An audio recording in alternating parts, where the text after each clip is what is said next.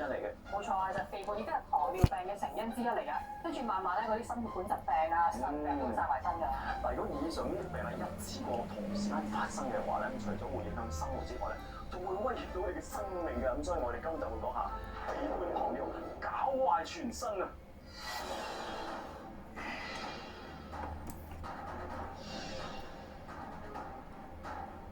介紹翻今集嘅兩位嘉賓先啊，包括有內分泌及糖尿科專科胡伊諾醫生同埋註冊運動營養學家歐善儀 Cindy 嘅。歡迎兩位。各位觀眾咧，如果任何健康問題想關注咧，記得去我哋 Facebook 開 TV 健康關注咗個專頁留言或者 WhatsApp 我哋都得。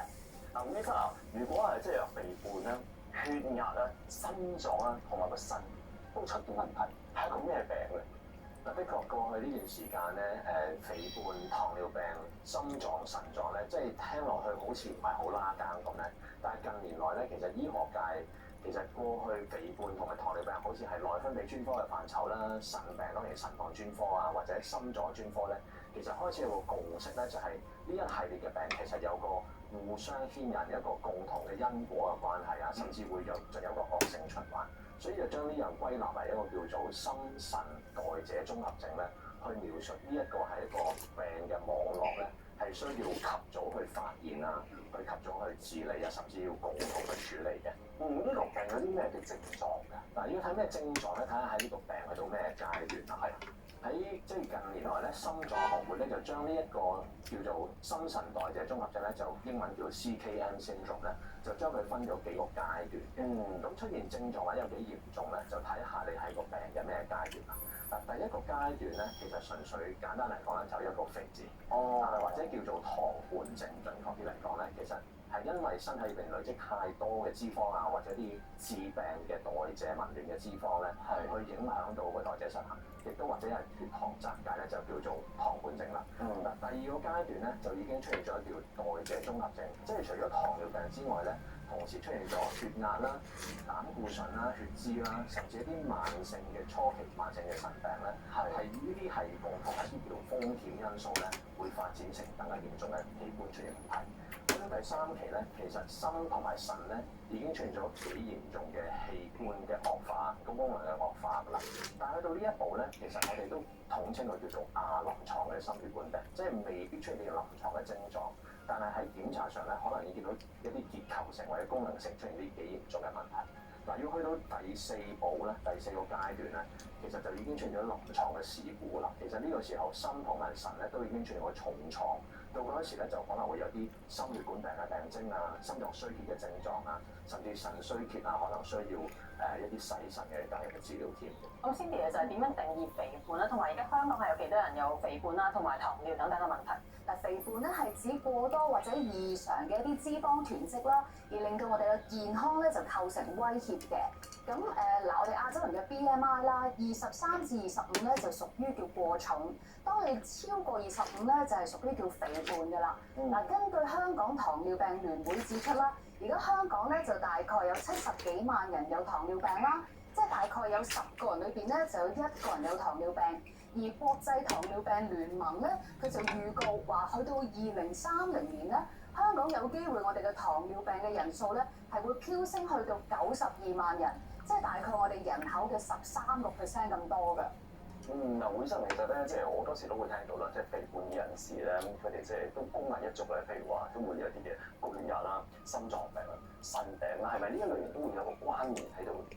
肥胖會引起呢扎嘅問題咧，主要個核心嘅關鍵就係、其實脂肪咧，尤其是累積喺內臟，尤其是肝臟啊、胰臟咧，其實係一個好活躍嘅內分泌器官嚟嘅，佢會釋放一系列一啲有發炎症嘅細胞因子啊，引致一個身體長期慢性發炎，亦都會增加叫胰島素阻抗呢個核心問題。嗱，胰島素出現咗咧，其實就全身嘅代謝都會出現紊亂嘅。我哋仲統稱呢啲問題咧叫做代謝綜合症。咁呢個就係當發展到呢個CKM 第二個階段咧，其實就出現咗一系列嘅風險因子啦，包括就高血壓啦、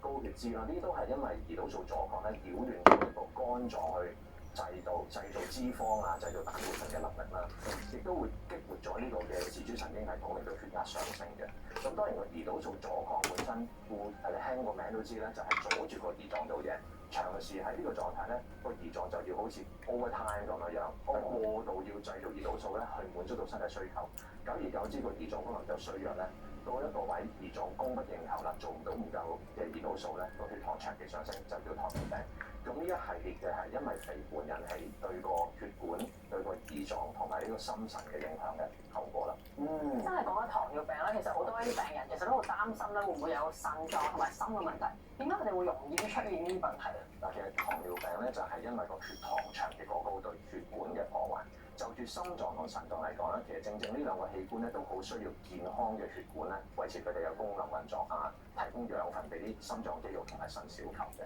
嗱，先講大血管先。嗱，心臟其實當然就有一個冠心血管去供應血液俾啲大嘅肌肉啦。咁但係如果有血糖長期過高咧，其實會製咗啲叫血糖中產物嘅，就係糖同埋膽一陣咧結合咗咧，變成有啲焦糖嘅問題咧，就累積喺啲血管入邊咧，亦都會吸引啲膽固醇咧，形成個軸樣斑塊。咁血管嘅內壁咧就變咗個內皮嘅健康就出現問題啦，就容易出現一啲嘅硬化啦，甚至容易手震嘅。咁再加埋咧血糖高咧，會令到啲血液咧好容易凝固啊，容易形成血塊嘅，咁更加可以令到呢啲血管塞咗咧，就構成血栓塞啦、冠心病啦，甚至心臟肌肉壞死啊、心肌梗塞啊，仲風險嘅。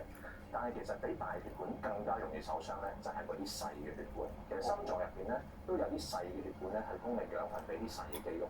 咁所以長期呢啲細血管栓塞咧，亦都會構成個心臟肌肉開始硬化啦，冇咗彈性啦，個功能咧受損咧，長遠嚟講就有構成呢個叫心臟衰竭啦。腎臟入邊亦都有100萬個叫腎小球嘅微細嘅血管咧，亦都會因為血糖傳過高咧，影響到個腎臟嘅過濾效果咧，慢慢就會出現蛋白尿啊、腎臟衰弱啊。咁呢都係血糖高獨立對呢兩個器官嘅影響。其實糖尿病啦、腎功能下降啦，同埋心臟呢三者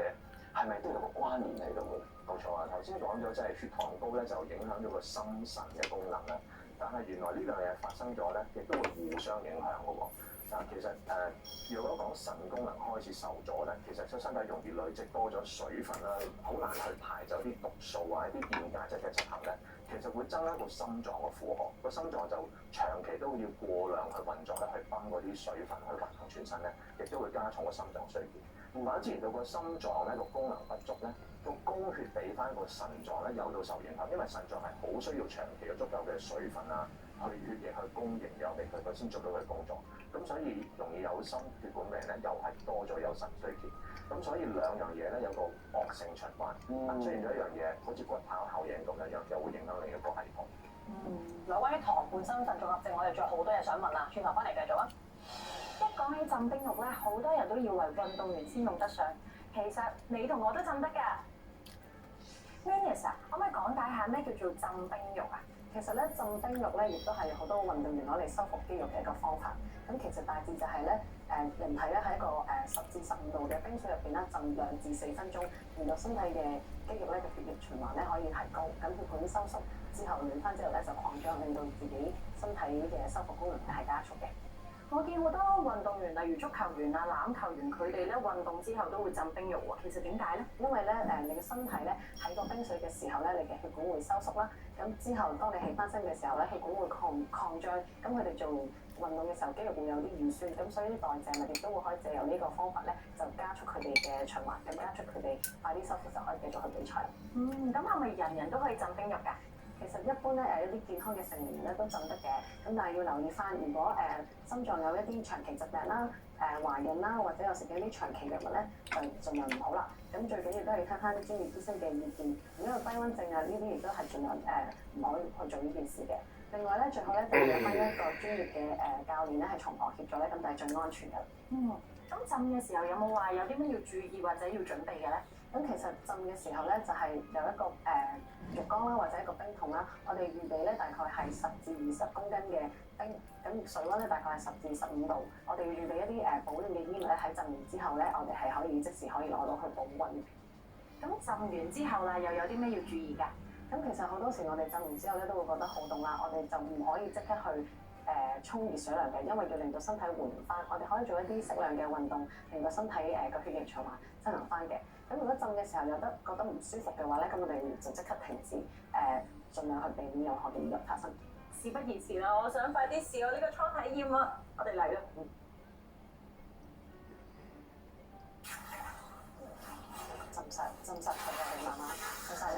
係咪下咁受氣？吸氣呼氣，係啦，保持呼吸，好似喺個鼻吸，然後閂埋個嘴。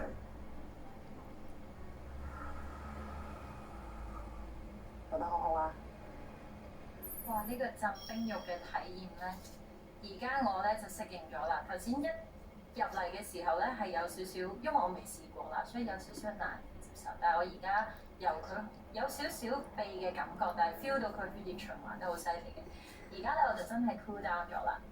就正常咗，我適應咗，就覺得好似幾舒服咁，幾得意。糖尿病可能會搞到有埋糖尿心同埋糖尿腎。糖尿病同心腎功能衰竭初期症狀唔明顯，但係真係冇徵兆。咁做檢查又驗啲咩嘅咧？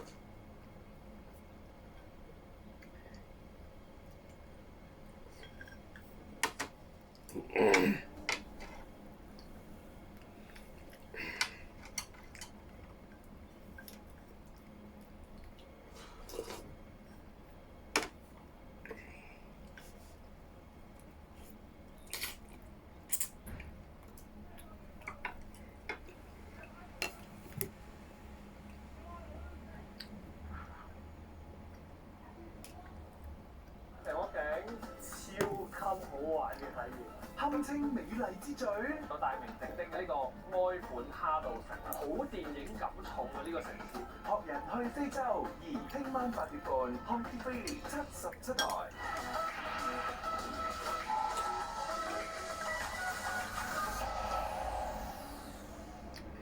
糖尿病可能會搞到有埋糖尿心同埋糖尿腎。糖尿病同心腎功能衰竭初期症狀唔明顯，但係真係冇徵兆。咁做檢查又驗啲咩嘅咧？繼續講下肥胖糖尿搞壞全身。兩位嘉賓繼續係內分泌及糖尿病專科胡伊諾醫生同埋注射運動營養學家歐善儀 Cindy。本身其實咧，即係啲糖尿病病人咧，佢哋食咗藥之後咧，就控制到個糖尿病，但係咧就體重就重咗，係咪亦都影響到佢心腎嗰方面嘅問題喺度？你講到個問題嘅症結就係、是、過去嚟講咧，講緊10幾20年前咧，其實好多治療糖尿病嘅藥物咧，其實都講係得到，但係喺體重方面咧，未必有個幫助。即係一啲舊式嘅譬如口服藥啊，例如磺胺尿素類啊，甚至胰島素用咗100年嚟講咧，我哋用呢啲藥係的確好有經驗去降糖，但係有副作用咧，其實有部分人咧係會體重上升嘅，因為胰島素令到你血糖吸收得好啲。其實反為個體重上升，咁呢個幫唔到，因為肥胖衍生嗰啲代謝綜合症啊、胰島素阻抗嘅問題嘅。我哋其實處理咗血糖咧，好似處理咗一個，只係個結果。血糖高係個代謝綜合症嘅結果，但係如果唔處理嗰個代謝綜合症就係肥胖個血控咧，其實你發覺持續有代謝綜合症嗰啲嘅胰島素阻抗咧，都係會繼續對個心腎構成一個傷害。肥胖嚟講，繼續影響個血壓，繼續影響個血脂咧，個身體嘅炎症都係平息唔到咧。個併發症都係會有出現嘅。咁會有啲乜嘢併發症咧？最嚴重嘅情況嚟講咧，譬如係心臟嗰角度咧，如果個血管咧直情係栓塞咗嘅，咁我哋可以出現個心肌梗塞、急性嘅心臟病發所謂。咁呢個時候就可以係即時可以係威脅生命啦。但係就算係心臟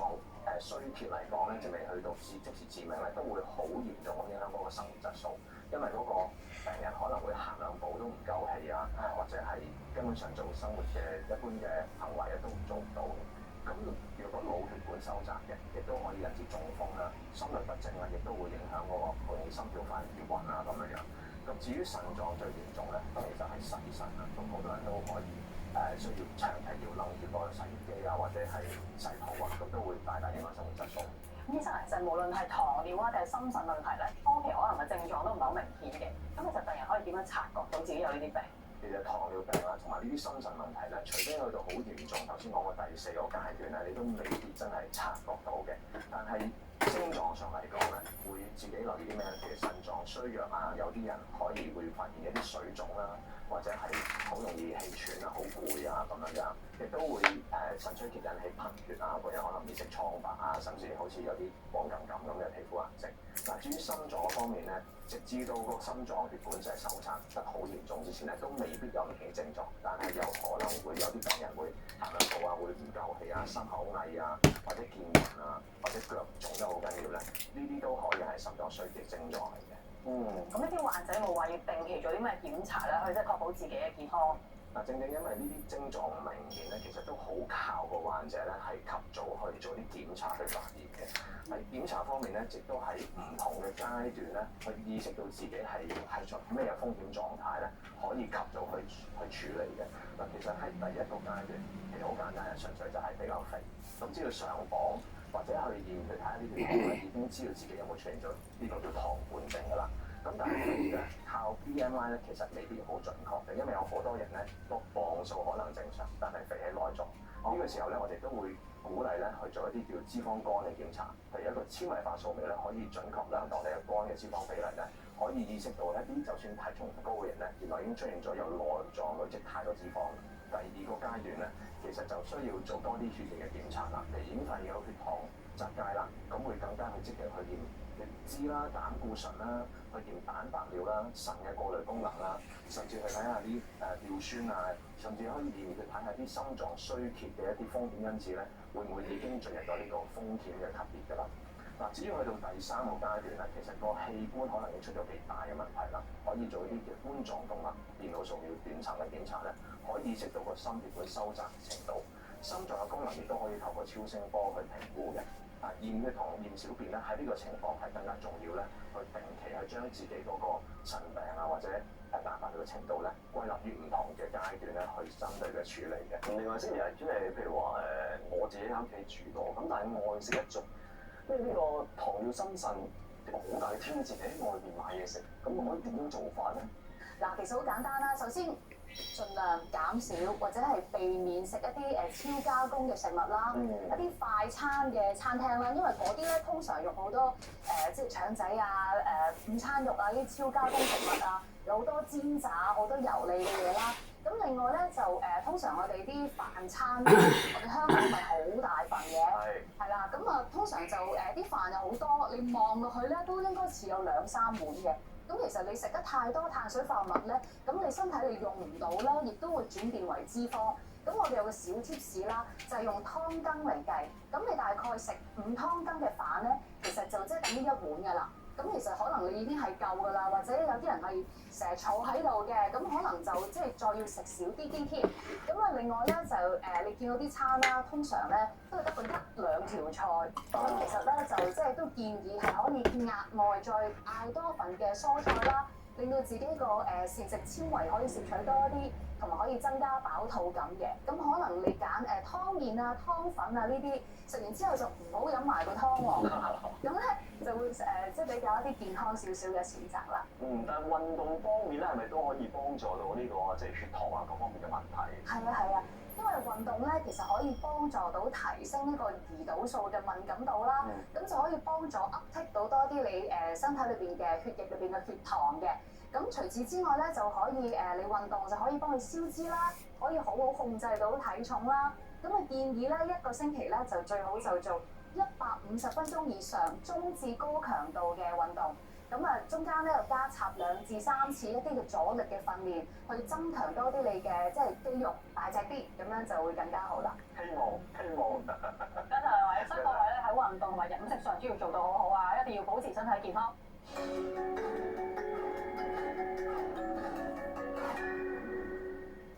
時下咧有好多新興嘅運動啦，不過咧有一項咧有800幾年歷史嘅運動叫做八段錦，再捲土重來喎，興起咗一股咧中式養生